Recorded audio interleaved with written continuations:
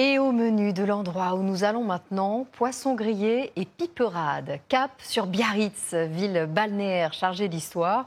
Celle d'un couple impérial, Eugénie et Napoléon III, et celle du surf. C'est sur sa célèbre plage que la discipline s'est fait une place en France. Victoria David et Julia Gardet.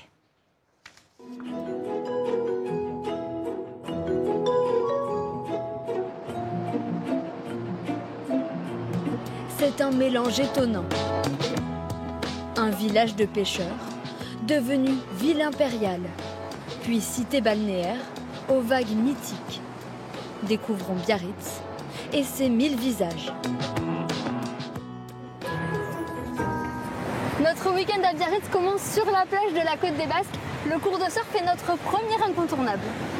Avec l'Espagne et les Pyrénées en arrière-plan, la Côte des Basques est la plage emblématique de Biarritz. En 1957, c'est ici que le surf débute en France, grâce à Peter Wirtel, un réalisateur américain de passage au Pays Basque. Ce cinéaste américain faisait du surf. Quand il a vu les vagues ici, il a décidé de faire venir des planches des États-Unis et il leur a montré un petit peu comment ça se passait. Et après, en partant, il leur a laissé et c'est comme ça que l'histoire a commencé. Le pied droit et après le pied gauche.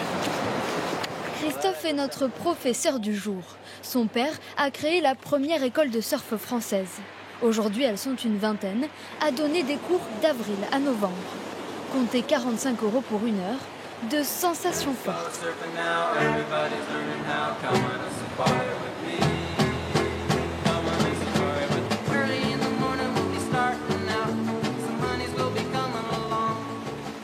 Puis nous posons la planche, direction l'autre incontournable de Biarritz, le rocher de la Vierge. C'est beau quand même. C'est assez joli, oui. Une vue unique depuis un rocher historique.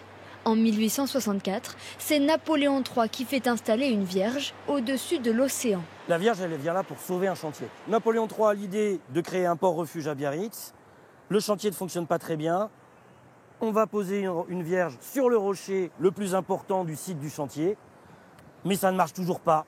Hélas, le chantier est abandonné. Heureusement pour les visiteurs, le rocher et sa passerelle survivent et deviennent la plus belle promenade de Biarritz.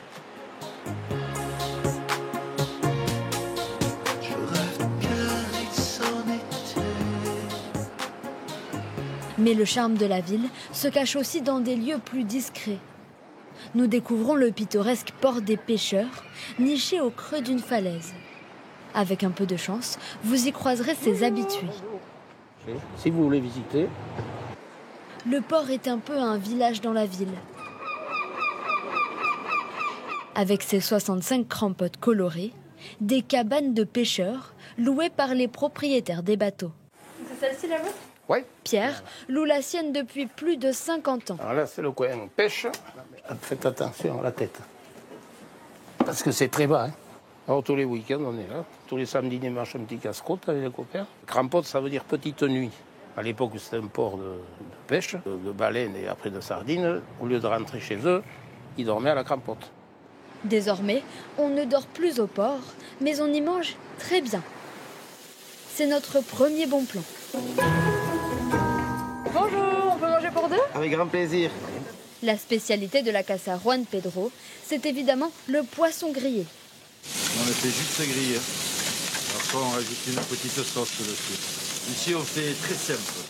Prix des sardines grillées, 9,50 €. Bon appétit. Bon appétit. Après une longue journée, nous rejoignons notre hébergement. En un clin d'œil, nous passons de la mer à la montagne. Voilà, c'est votre chalet. On est vraiment au calme. Voilà, c'est le silence même. La zone montagne du Pays Basque. Voilà, c'est plus les bergers et la montagne. Justement, nous sommes ici dans un camping à la ferme. Au milieu des chalets et des camping-cars, Bichente élève 300 brebis. Si vous hébergez au camping, vous pouvez venir voir le soir avec moi les brebis. Nous, c'est notre passion, donc forcément, c'est agréable de partager ça. Après une nuit reposante, nous sommes prêtes à prendre la mer. On voit les ailerons là, l'animal se déplace dans cette direction. Pas besoin d'aller au bout du monde pour observer des dauphins dans leur milieu naturel. Ils sont environ 200 000 dans le golfe de Gascogne, mais malheureusement ce jour-là, les cétacés se font rares. Pas de chance, car 2 jours plus tôt, 300 dauphins avaient été repérés. Ne nous décourageons pas, le Pays Basque regorge d'activités surprenantes. Pour notre dernier rendez-vous du week-end, nous allons faire connaissance avec ce drôle d'instrument. Dans son atelier à Bidar, près de Biarritz, Patxi fabrique et répare des chisteras et des pelotes, utilisées comme leur nom l'indique, pour jouer à la pelote basque. On met 2 cuirs pour que la pelote soit bien compacte et qu'elle ne se déforme pas, puisque les pelotes peuvent aller jusqu'à 313 km/h.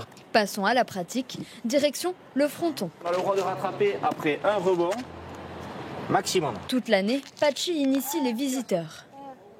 Bien par-dessous, le long de la jambe. Là. Ouais!